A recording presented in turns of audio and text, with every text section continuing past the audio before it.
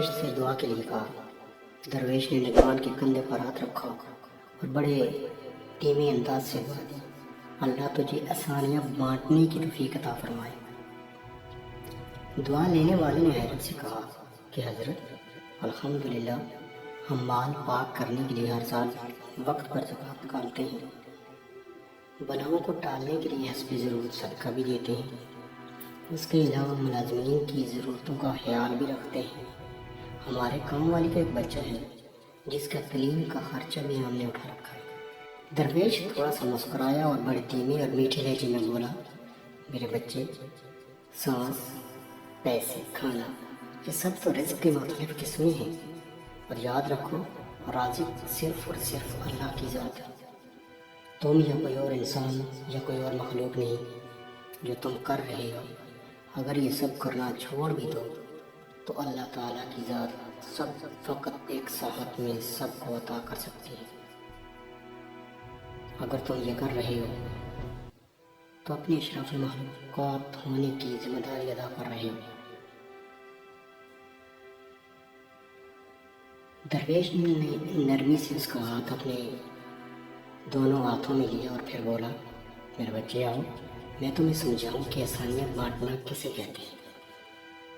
کبھی کسی اداس اور مایوس انسان کے کندھے پہ ہاتھ رکھ کر پیشانی پر کوئی شکن لائے بغیر ایک گھنٹہ اس کی لمبی اور بے مقصد بات سننا آسانی ہے۔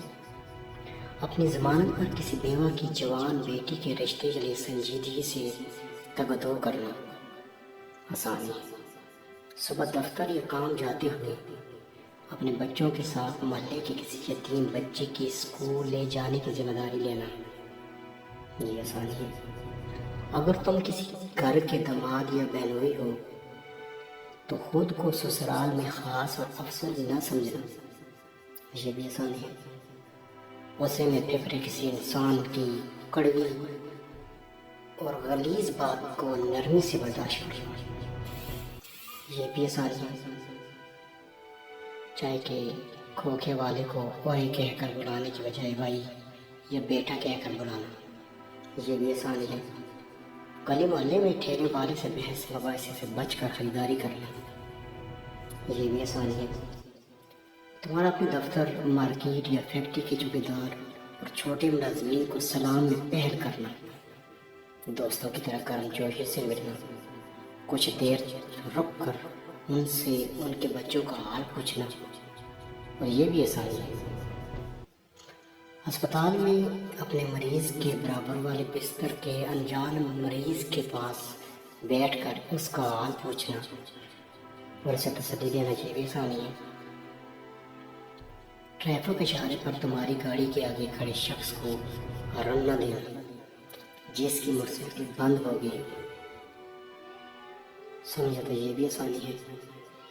درویش نے حیرت میں ڈوبے نوجوان کو شفقت سے سر پر ہاتھ پھیرا اور سلسلہ کام جاری رکھتے ہوئے دوبارہ متوجہ کرتے ہوئے کہا، بیٹا، تم آسانی پھیلانے کا کام گھر سے کیوں نہیں شروع کرتے؟ آج واپس جا کر باہر دروازے کی گھنٹی صرف ایک مرتبہ دے کر دروازہ کھلنے کا انتظار کرنا۔ آج سے باپ کی ڈانٹ اور ایسے سننا جیسے موبائل پر گانے سنتے ہو۔ آج سے ماں کی پہلی آواز پر جہاں کہیں بھی ہو فوراً ان کے پاس پہنچ جانا۔ اب انہیں تمہیں دوسری آواز نہ دینی پڑے۔ بہن کی ضرورت اس کے تقاضا اور شکایت سے پہلے پوری کر دیا کرو۔ آئندہ سے بیوی کی غلطی پر سب کے سامنے اس کو ڈانٹ ڈپٹ مت کرنا۔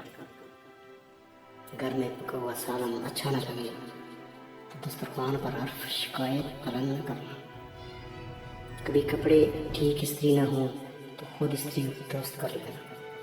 میرے بیٹے، ایک بات یاد رکھنا، زندگی تمہاری محتاج نہیں، تم زندگی کے محتاج ہو۔ منظر کی فکر چھوڑو، اپنا اور دوسروں کا راستہ آسان بناؤ۔ آئیں سب کے دل سے دعا کریں، اللہ تعالیٰ ہم سب کو آسانیاں بانٹنے کی توفیق عطا فرمائے۔ آمین ثم آمین یا رب العالمین۔